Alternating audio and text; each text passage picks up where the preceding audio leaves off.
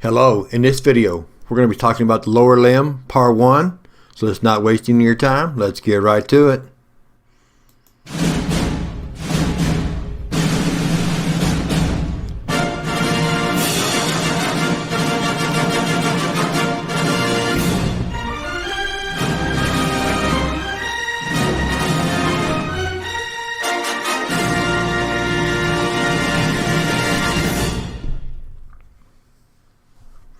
Now, when we're talking lower limb, obviously it's pretty obvious that we're talking about the leg, or everything below the hip bone.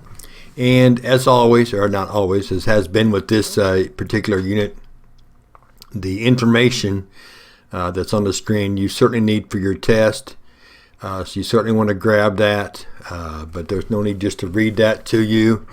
It's typically just basic facts, pretty straightforward. So as always, as I have been doing, I'm just trying to add some additional information, but a lot of the things that we'll be doing on those day 2 activities as a lab setting, just kind of going over everything about the particular bone that we're talking about, and this will be no exception, especially when we get to the individual ones. But kind of begin to start the process. There are 4 sections, and you can see the first 2 there, the femoral region, the crural region, and that's essentially, that gets you from the hip clear to the ankle. As you can see, with the femoral region being from the hip to the knee, and then the crural region being from the knee to the ankle. Of course, the femoral region is named that way because it would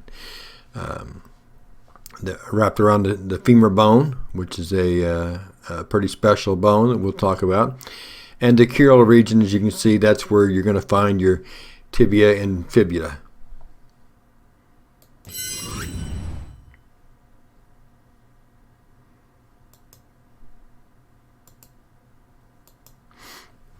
The last 2 sections, again, as you can see there, the tarsal region, the pedal region.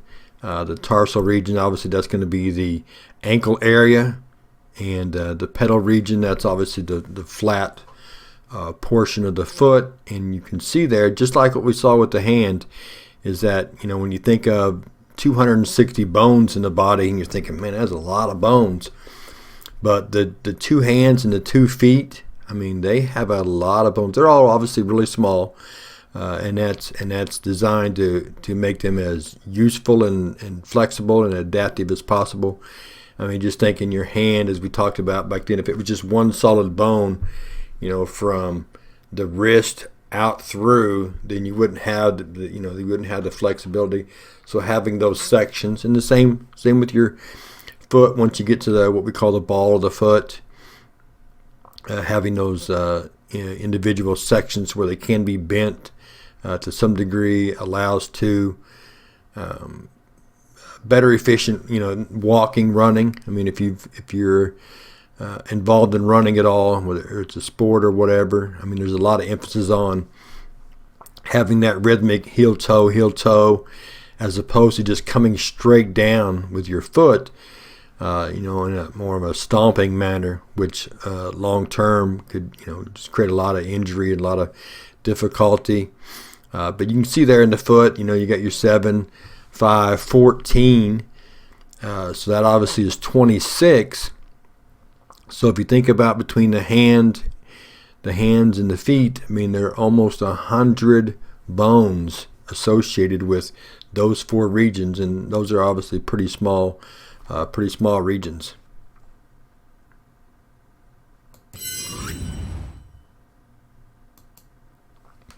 But getting into some of the bigger ones, starting at the top of the lower limb, the femur bone, and again, lots of information there on this screen and the next screen to write down. So, if I'm done talking and trying to move on, you can simply hit the pause button, as you know, and finish up. But the femur bone, from a historical standpoint, one of the interesting uses outside of what the body uses it for is that if you've ever held a femur, and you certainly will in class, at least a model of one, or a fake one anyway, but they're pretty good size, pretty thick. and with that knob, I mean, if you're a church person at all and know your history, this bone would be referenced, back in the Old Testament whenever it was as a weapon. With that knob and the thickness of it, I mean, it's a pretty efficient weapon and would be do some serious damage in somebody's hands. But obviously, super thick, super strong. I mean, you get one, out of a horse or a cow. I can imagine a giraffe. I mean, how big a weapon that would be. That's almost. I mean, that would be even. I almost said baseball bat, but that'd even be longer than that. I would think that. I can't even imagine what an elephant one looks like. Now I'm curious. I have to Google that once I'm done here. But pretty good, strong, pretty thick, pretty strong. Obviously, very load bearing. Obviously, and it will be of the arm and leg bones. There are some that are kind of similar, and you'll have to just work out ways to make sure you understand which is which. And there's pretty obvious properties that we will go over, but the femur is not one of those. It's certainly the largest bone, and with that head that goes into your hip socket, it's pretty obvious which one that is. The two that students have the most issue with is the tibia humerus comparisons, and in remembering which one is the fibula, which one is the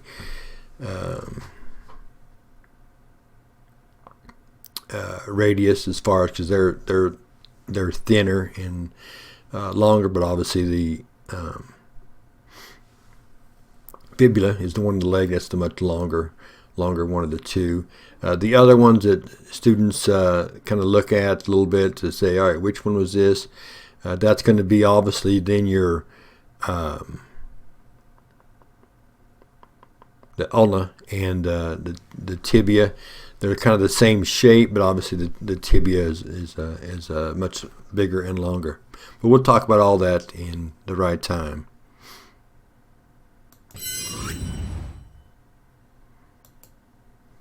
All right, some more information about the femur to capture. We talked about the head in the last one, so while you're writing, I'll talk about the other end, where the knee comes into play. You'll see it. You can kind of see it in the picture, but you certainly will see it when we're working with them in class. But it's pretty set up to where it sits right on that kneecap and in the patella, and we've got a couple of screens on the patella, how it sits in there.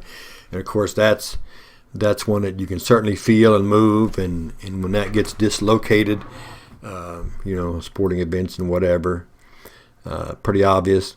But it's just got some nice grooves, and of course lots of cartilage to cover that.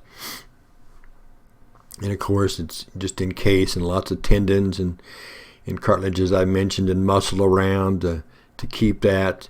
And of course the ligaments in there. I mean, those are major knee situations, and if you watch any sports at all, I mean, you can see it pretty regularly. And as a coach over the years, especially when I was at Lockwood, a 1A school, because of the lack of resources, as a coach, just from experience, unfortunately, you got to learn a lot about what it looks like, or how to kind of do on game time analysis of a person's knee or elbow if an injury occurs, and unfortunately you learn to feel what it feels like when you take a person's leg and you're kind of moving that bottom half left and right as opposed to forward or backwards, and how much flexibility there should be and how much there can be when those ligaments are torn.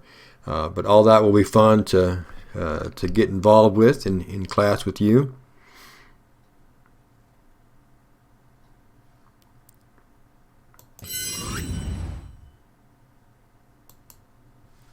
All right, a couple screens on the patella.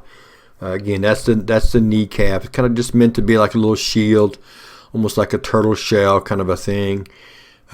just in the front there to protect it as much as possible from everything. And it's free floating. It's not connected only to the other bones. Now it is connected obviously with muscle and tendons and everything. So it's connected in there. It's supposed to be in one particular spot. But you can see things, injuries to where it's even pushed around all the way to the side, and that's obviously a bad situation. But you can see there at birth, it's almost completely cartilage, very soft, and just ossifies or hardens over the years. And by the time a person gets to kindergarten and first grade, it's pretty well ready to go.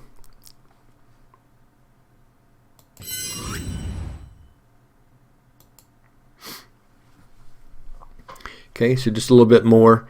Obviously, it's, as I mentioned, it is connected. Things above the quadriceps, things below, just kind of that intermediary spot to kind of just support everything and do what it can to keep everything in place.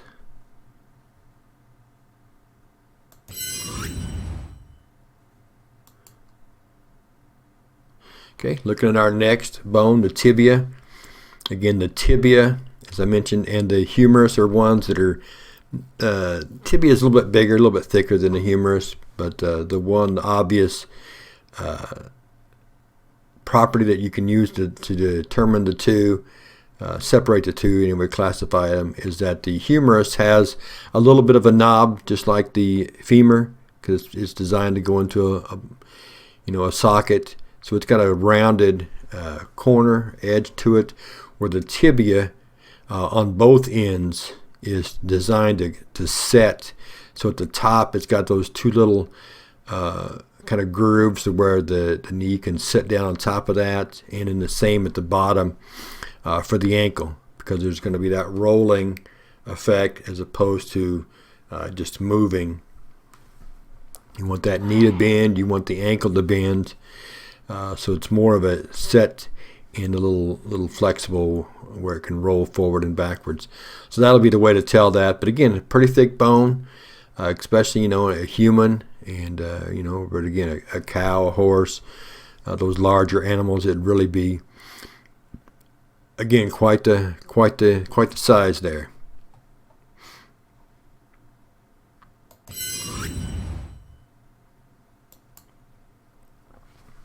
Okay, so a little bit more about the tibia. I mean, I mentioned the two shapes on the front or the top and the back, and you can see in between the tibia and the fibula, which we're about to talk about, there's those membranes, almost spiderweb type like. They're just designed to hold them in place. The fibula is more of a supportive bone for the tibia as opposed to weight bearing, as you'll see on the next screen when we start talking about the fibula. But that's just designed to kind of hold them together, hold them in place, as a way to help each other out and keep everything in line where it's supposed to be. But again, all these little terms and everything we'll talk about once we get to that day 2 type activity.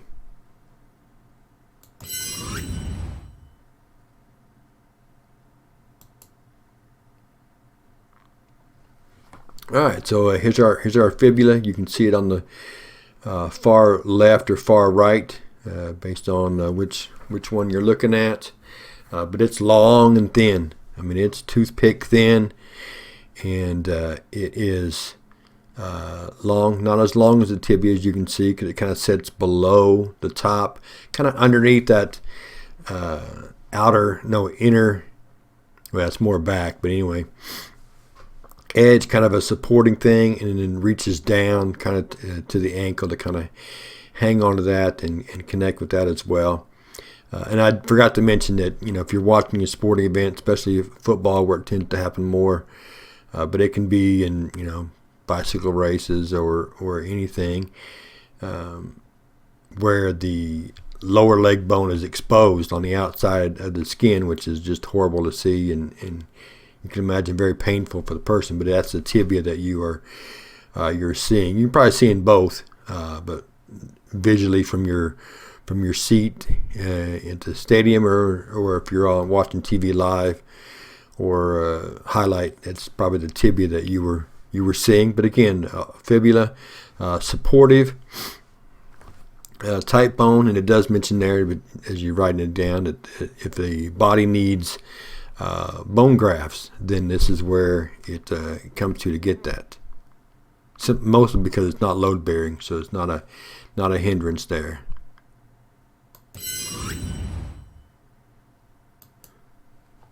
Okay, a little bit more about the fibula.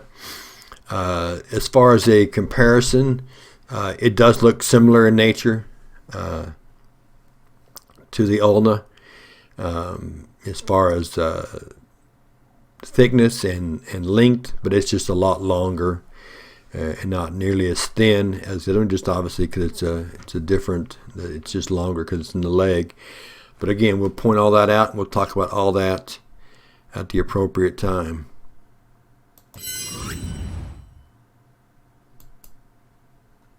All right, get down into the foot. As we mentioned, lots and lots of bones, and you can see already the structure is very similar to that of the hand. I mean, you've got those rows in what you call the palm, or the sole of the foot. You can see the green, you can see the yellow, color coded, and then you got the phalanges. You got those 3 rows of each having 3 sets of. So there's already 15 bones right there, just from the middle out, or from the middle to the end. So lots of bones there to go over, but luckily it's named similar. It's just numerical and with a little bit of directional reference to that.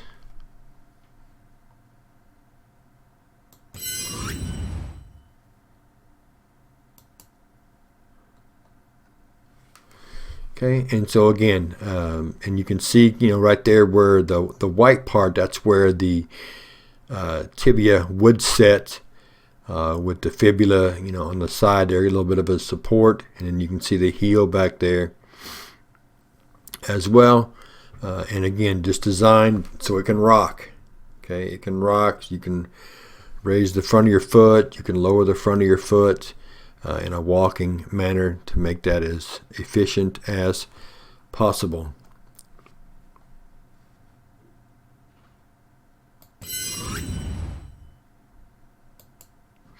And just kind of wrapping up, most of this I've already mentioned that needs to be, but again, as far as naming the phalanges, again, just a little bit of reference to direction, and of course numerical, going from the big to the small, 1 through 5. But again, we'll work all that out on our day 2 activities.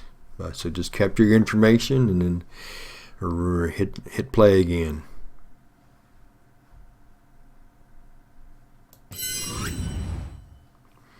All right, that brings us to the end of lower limb numero uno, number 1. Next time we come together, obviously we'll be looking at lower limb number 2. We'll see you then.